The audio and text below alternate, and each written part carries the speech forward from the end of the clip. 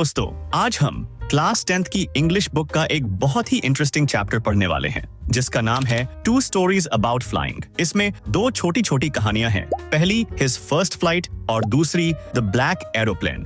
पहली कहानी है एक यंग सीगल की जो उड़ने से डर रहा है और इस वीडियो में हम इसके पहले पार्ट को करेंगे, लेकिन आपको इसका दूसरा पार्ट देखना है तो दूसरे वीडियो का लिंक डिस्क्रिप्शन में है।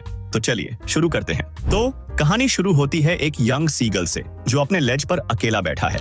अब लेज का मतलब होता है एक नैरो हॉरिजॉन्टल शेल्फ जो दीवार या क्लिफ से बाहर निकली होती है। मतलब ये वो जगह है जहां से वो उड़ान भरने वाला था।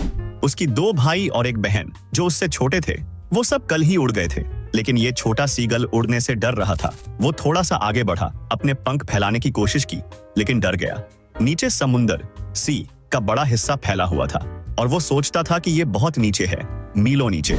उसे यकीन था कि उसके पंख उसे सपोर्ट नहीं कर पाएंगे, इसलिए उसने अपना सिर झुका लिया और वापस उस छोटे से होल में चला गया जहां वो रात को सोता था। अब उसकी दो भाई बहन जिनके पंख उससे छोटे थे वो सब उस लेज के किनारे गए, पंख फड़फड़ाए और उड़ गए, लेकिन ये छोटा सीगल हिम्मत नहीं जुटा पाया।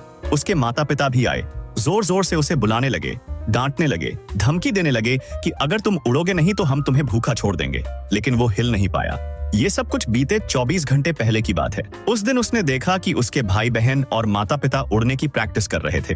वो उन्हें वेव्स के ऊपर स्किम करना सिखा रहे थे, यानी हल्के से समुद्र की सतह के ऊपर उड़ना।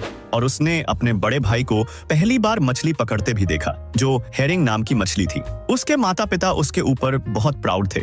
पूरे सुबह वो परिवार ऑपोजिट क्लिफ के बीच में एक बड़े प्लेटो पर घूम रहा था और उसे उसकी कावर्डिस यानी डरपोक होने पर चिढ़ा रहे थे।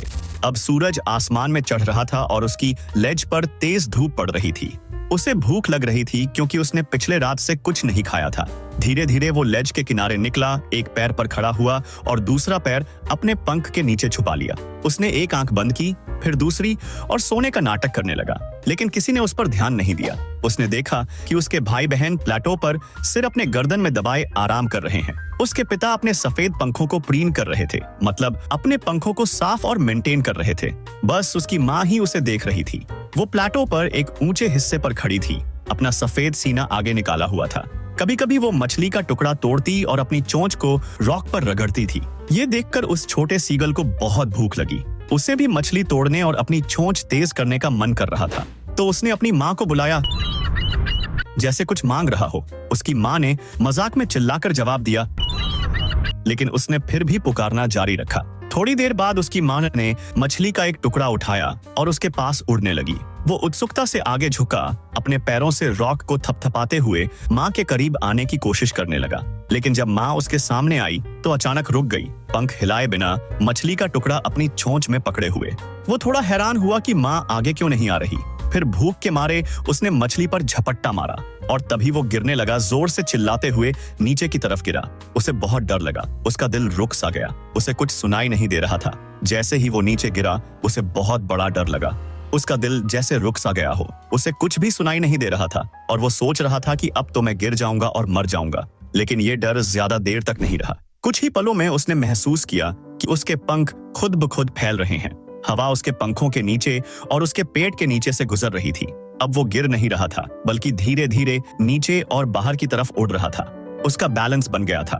वो अब डरता नहीं था, बस थोड़ा सा चक्कर सा महसूस कर रहा था, मतलब डिजी। डिजी का मतलब होता है ऐसा फीलिंग जब सिर घूमने लगता है और बैलेंस खो जाता है। फिर उसने अपने पंखों को एक बार फड़फड़ाया और वो ऊपर की तरफ उड़ने लगा। उसकी माँ उसके पास से उड़ती हुई गुजरी और जोर जोर से चिल्लाई, गा गा गा गाव कोल जैसे उसे खुश कर रही हो। उसने भी जोर से जवाब दिया। फिर उसके पिता भी उसके ऊपर से उड़ते हुए चिल्लाए।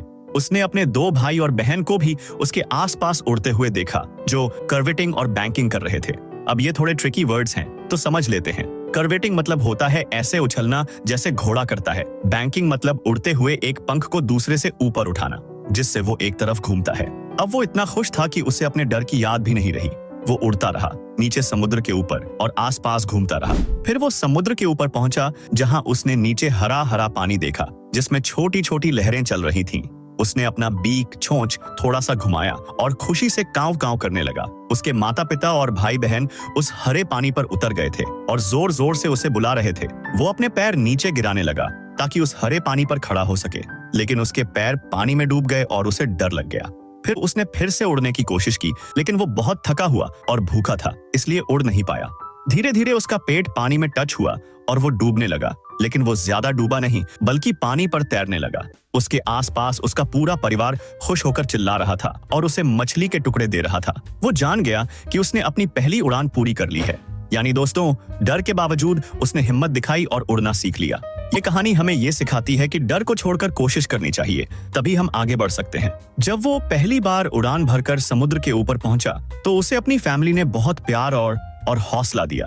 उसके माता पिता और भाई बहन सब उसके आसपास उड़ रहे थे, उसे चीयर कर रहे थे। ये देखकर उसका कॉन्फिडेंस बढ़ा।